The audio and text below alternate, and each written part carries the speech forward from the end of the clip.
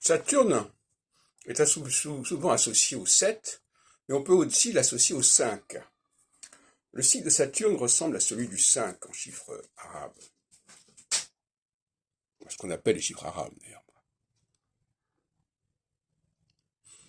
Et en effet, si on laisse de côté les luminaires, Soleil et Lune, on a 5 planètes dans le septénaire: Mercure, Vénus, Mars, Jupiter, plus Saturne, qui est donc le 5e facteur.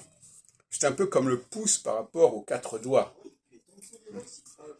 Donc c'est une planète fondamentale, Saturne. Et si le Soleil et la Lune sont des curseurs que tout le monde peut connaître, on voit la Lune se lever, on voit le Soleil se lever, se coucher, etc.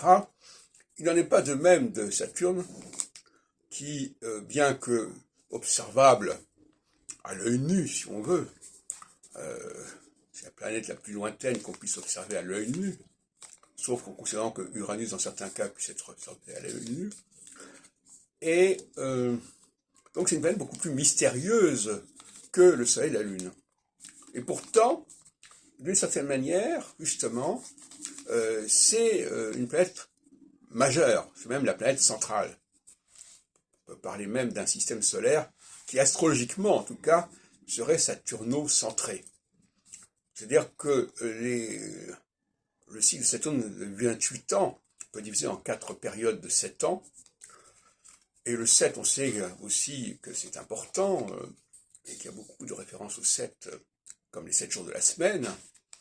Mais c'est surtout, astrologiquement, la planète par excellence. C'est-à-dire c'est la planète, c'est le curseur fondamental qui va structurer notre histoire par période de 7 ans en 7 ans, un peu comme dans l'histoire de Joseph interprétant le songe de Pharaon, les 7 vaches grasses et les 7 vaches maigres, qui correspondent dans l'interprétation de Joseph à 7 années plus 7 années. Donc nous sommes dans un cycle de 7 années avec Saturne, la 5e planète au sens que je viens de définir tout à l'heure.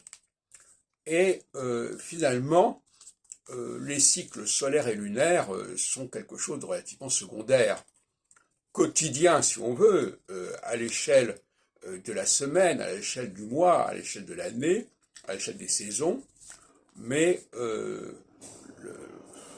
des choses qui sont assez banales. Ce qui est intéressant, c'est d'aller vers Saturne.